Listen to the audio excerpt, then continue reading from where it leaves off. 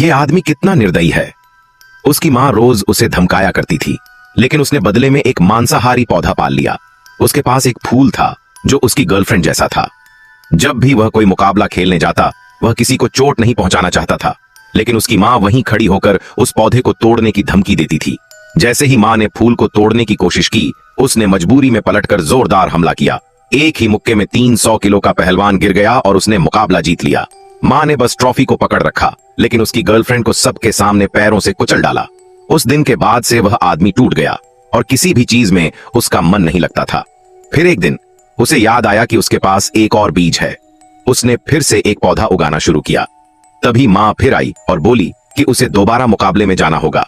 दूसरी प्रतियोगिता शुरू हुई और वह फिर से मंच पर गया। माँ हर बार उसके नए फूल को पकड़कर धमकाती और वह हर बार जीतता गया।